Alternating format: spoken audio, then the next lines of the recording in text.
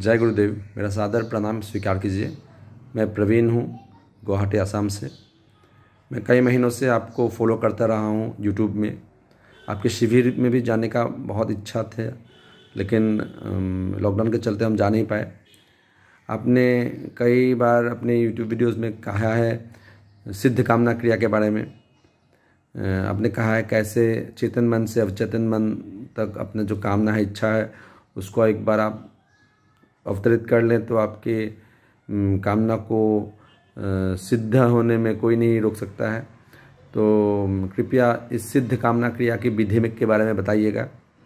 और आपने संजीवनी क्रिया की जो विशेषता है, आपने बताया है कि विचार शून्यता को अपने मन में लाने के लिए संजीवनी क्रिया बहुत ही सफलदायक है।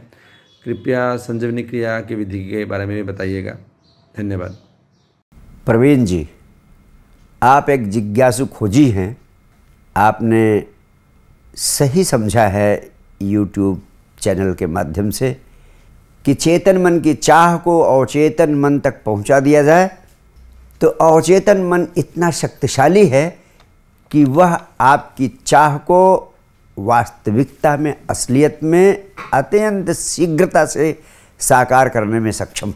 तो अपने ज़िंदगी के सपनों को साकार करने की अत्यंत शक्तिशाली विधि है अपनी चेतन मन की चाह को अपने अवचेतन मन तक पहुंचा देना। साइंस डिवाइन प्रक्रिया में इसके दो महत्वपूर्ण उपाय हैं। पहला उपाय है डायमंड डायरी का प्रयोग करना। हर रोज़ प्रातःकाल सोकर उठते ही डायमंड डायरी को लिखना। जिस समय आप सोकर उठते हैं उस समय आपके शरीर का गियर बदलता है, आपके मन का भी गियर बदलता है। चेतन मन सक्रिय होने की अवस्था में होता है, अवचेतन मन विश्राम में जाने की अवस्था में होता है। यह क्षण चेतन मन और अवचेतन मन का मिलन बिंदु है, meeting point of conscious and subconscious. तो जिस क्षण आप सोकर उठते हैं उस समय डायमंड डायरी में लिखें what I want to achieve.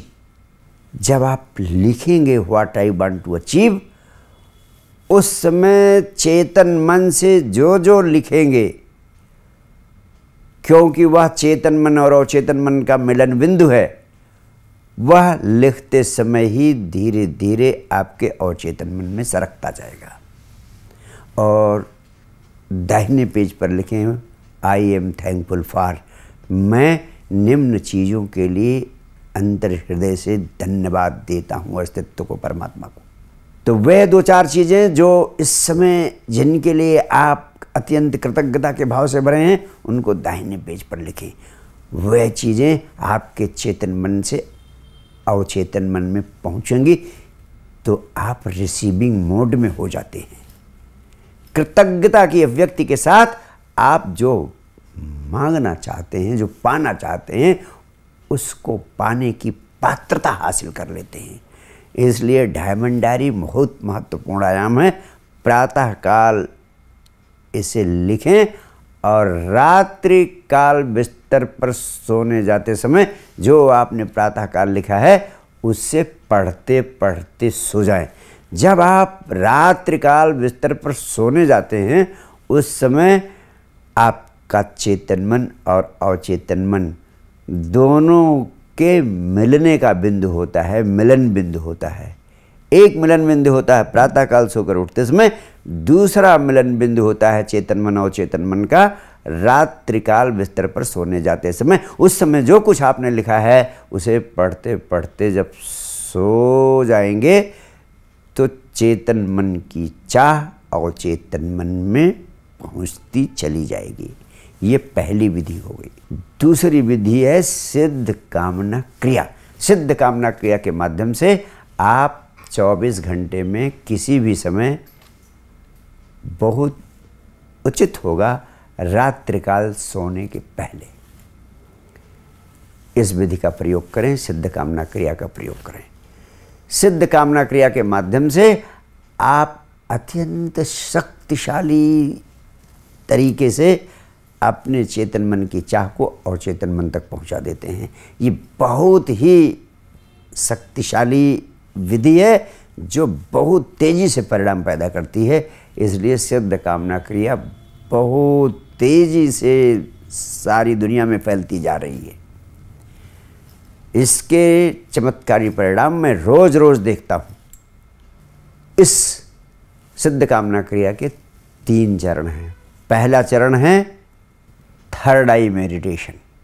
हम सुखपूर्वक बैठते हैं, बैकबोन सीधी रखते हैं, शरीर को पूरी तरह ढीला और तनाव शून्य कर देते हैं, आँखें आहिस्ता आहिस्ता बंद कर लेते हैं और बंद आँखों से 10 मिनट तक दोनों भवों के मध्य बिंदु को देखते रहें, देखते रहें, देखते रहें।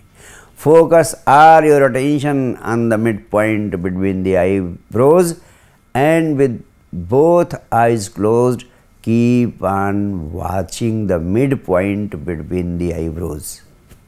दोनों भौहों के मध्य बिंदु को जहाँ माताएं बहनें टीका लगाती हैं उसे देखते रहें, देखते रहें, देखते रहें। 10 मिनट तक देखते रहने से आपका अवचेतन मन सक्रिय हो जाता है। अवचेतन मन 5 मिनट में ही सक्रिय हो जाता है, लेकिन प्रारंभ में मैंने कहा कि कम से कम 10 मिनट तक करेंगे तो कोई भी ऐसा व्यक्ति नहीं है जिसका अवचेतन मन 5 से 10 मिनट के भीतर सक्रिय नहीं हो जाता है थर्ड आई मेडिटेशन करते समय। और इस थर्ड आई मेडिटेशन को करते समय बैकबोन सीधी रखेंगे, बट सिर को हल्का सा ऊपर 10 डिग्री उठा देंगे, up tilt of the head, upward tilt of the head, just 10 degree, इस तरह से। और इस प्रकार 10 मिनट थर्ड आई मेडिटेशन का अभ्यास करेंगे। इसके बाद दूसरा चरण है अपने चेतन मन की चाह को, कोई एक चाह ले लें, कोई एक आकांक्षा ले लें जो सबसे महत्वपूर्ण है। बंद आँखों से 5 मिनट तक उसे साकार होता हुआ अनुभव करें और उसकी खुशी भी महसूस करें। यानी दूसरा चरण है अपनी चेतन मन की चाह को, आकांक्षा को साकार होता हुआ अनुभव करें। यानी अनुभव करें कि वो साकार हो गई है और उसके साकार होने की, मिल जाने की खुशी भी महसूस करें। जैसे आपको एक 10 कमरों वाला मकान चाहिए तो वो 10 कमरों वाला मकान आपको मिल गया है। आप उसके स्विमिंग पूल में अपने बच्चों को स्नान करते हुए देख रहे हैं, उसके ड्राइंग रूम में अपने मित्रों को कॉफ़ी पिला रहे हैं, और फिर उस 10 कमरों वाले मकान के एक एक कमरे को मित्रों को दिखा रहे हैं, और फिर लान में पहुंचते हैं, उस लान में हरी घास का आनंद अपने मित्रों के साथ ले रहे हैं। इसको साकार होता हुआ अनुभव करें और जैसे वो मिल ही गया है इस भाव से उसकी खुशी भी महसूस करें 5 मिनट तक। और तीसरा चरण, अंतिम चरण है 5 मिनट अस्तित्व के प्रति, परमात्मा के प्रति कृतज्ञता के भाव से भरें। धन्यवाद, धन्यवाद, धन्यवाद कि आपकी चाह साकार हुई, इसके लिए आप कृतज्ञता के भाव से भर रहे हैं, रोएं रोएं से खुशी और कृतज्ञता का भाव व्यक्त करें। ये 3 चरणों वाली क्रिया है। आने वाले समय में जल्दी ही हम ऑनलाइन कोर्स करेंगे प्रवीण जी, उसमें आपको इस क्रिया का मैं स्वयं अभ्यास कराऊंगा। और इसके अलावा आपने पूछा है संजीवनी क्रिया के बारे में।